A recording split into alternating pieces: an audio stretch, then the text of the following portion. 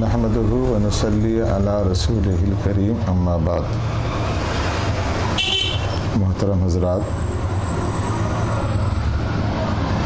جیسا کہ آپ لوگ جانتے ہیں کہ ابھی پوری دنیا میں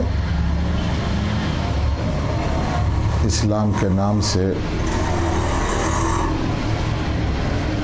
طرح طرح کی تحریکیں جنم لے رہی ہیں، جو سبھی قرآن اور حدیث اور دین کی بات کرتے ہیں، لیکن حقیقت یہ ہے کہ صرف یہ ظاہر سے اسلام کا نام لیتے ہیں۔ ان کی گفتگو میں اتنی کشش ہوتی ہے اور ان کی بات اتنی مربوط اور منظم ہوتی ہے کہ ہر آدمی سوچتا ہے کہ شاید یہی صحیح ہے جو یہ کہہ رہے ہیں، اور پھر اس طرح سے اسلام کے نام سے، قرآن کے نام سے، حدیث کے نام سے لوگ متاثر ہو کر ان کا ساتھ دینے لگتے ہیں۔ انہی تحریکوں اور جماعتوں میں ابھی ایک نیا نام ابھر کے داعش کا آ رہا ہے، IS، جن کا یہ دعویٰ ہے کہ ہم اسلامی خلافت قائم کر رہے ہیں،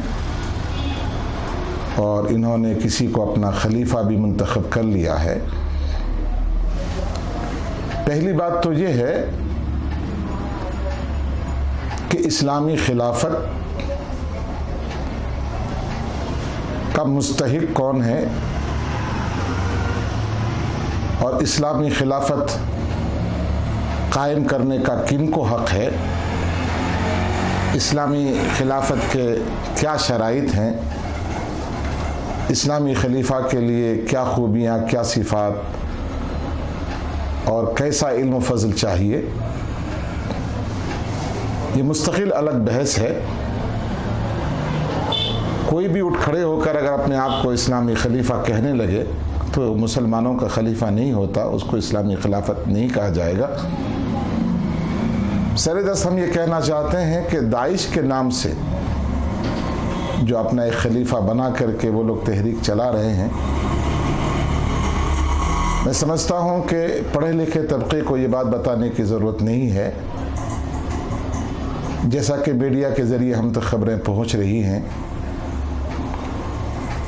زندہ انسانوں کو جلانا، درندوں کی طرح انسانوں کے ساتھ وحشی سلوک کرنا، درندگیت کا مظاہرہ کرنا، بے گناہوں پر حملہ کرنا، آبادی کو تہو بالا کرنا، یہاں تک کہ میڈیا کے ذریعے جو رپورٹ مل رہی ہے کہ کچھ قبائل کی عورتوں کو اپنی کنیز بنانا اور پھر ان کی خرید و فروخت، ان کی بولیاں لگنا، مساجد، مقابر، مقدس مزارات، جس کو یہ سمجھتے ہیں کہ ان کے عقیدے اور نظریے کے خلاف ہے، اس کو ڈھا دینا، بمباری کرنا، گرا دینا، اس طرح کے مظالم سے خود اس بات کا پتہ چلتا ہے کہ ان کو اسلام کے احکام سے کچھ لینا دینا نہیں ہے۔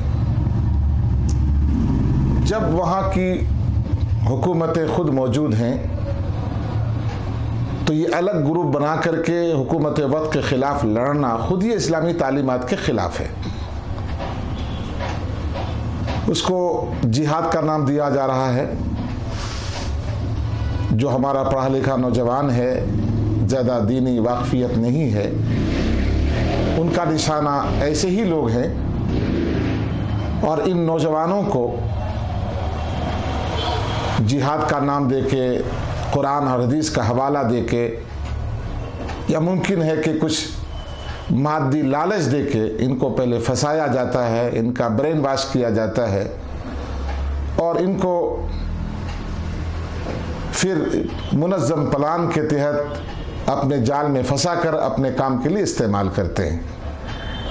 ہم اس موجودہ صحبت میں صرف اتنا بتانا چاہتے ہیں کہ جہاد کیا ہے۔ بے گناہوں کو مارنا یہ جہاد نہیں ہے، امن و امان کو بھنگ کرنا اس کا نام جہاد نہیں ہے، حکومت وقت کے خلاف بغیر کسی ضرورت کے ٹکرانا اس کا نام جہاد نہیں ہے۔ جہاد جس کے معنی جد و جہد کرنے کے ہے وقت ضرورت، اسلام نے اس کی اجازت دی ہے، اور اسلامی خلیفہ ہی اس سلسلے میں کچھ کوشش کر سکتا ہے اور حکم دے سکتا ہے۔ پوری دنیا میں اتنے سارے ممالک ہیں،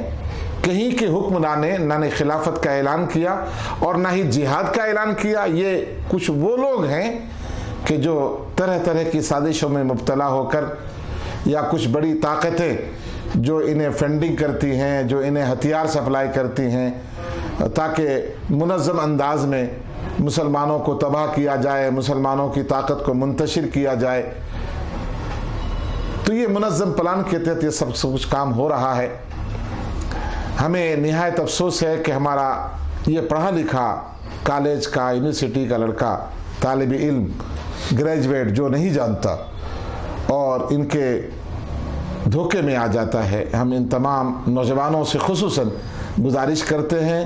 کہ ہندوستان میں ہوں یا آپ کہیں بھی ہوں، آپ کی ذمہ داری ہے کہ کسی بھی مذہبی تنظیم سے منسلک ہونے سے پہلے آپ کو اپنے علاقے کے جو ذمہ دار مستند علماء ہیں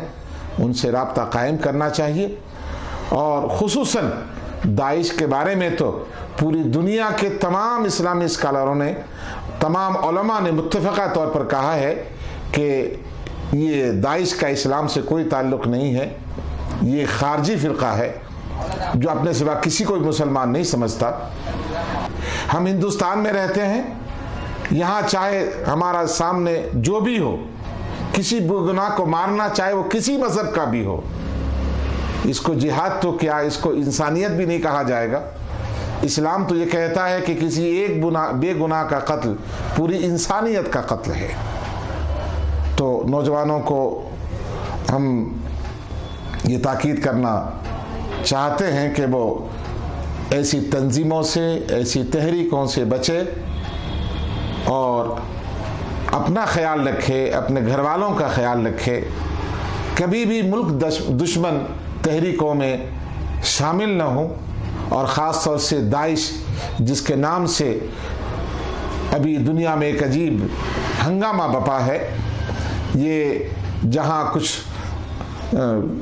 بڑی بڑی طاقتیں اس کے پیچھے اپنی سازش کے طور پر اس کو کھڑا کیے ہیں، جن کا مقصد اپنے ہتھیاروں کو بیچنا ہے، مسلمانوں کو دولت کو لوٹنا ہے، اور خاص طور سے پیٹرول پر قبضہ جمانا ہے، مسلمانوں کی طاقت کو منتشر کرنا ہے۔ پڑھے لکھے نوجوانوں سے میں گزارش کروں گا کہ ان باتوں کو سمجھیں، اپنے اندر سمجھداری پیدا کریں، اور اس طرح کی تمام تحریکوں سے، چاہے وہ داعش ہو، IS ہو، القاعدہ ہو، جیش محمد ہو، لشکر طیبہ ہو، اس طرح کی جتنی بھی تنظیمیں ہیں، ان تمام تنظیموں سے اپنے آپ کو بچائیں، دور رکھیں، صحیح اسلامی تعلیمات حاصل کریں، جو قرآن و حدیث کے سیدھے سادے احکامات ہیں اس پر عمل کریں۔ اللہ تعالی ہم سبوں کو نیک توفیق عطا فرمائے۔ وآخر دعوانا الحمدللہ العالمین۔ السلام علیکم ورحمۃ اللہ۔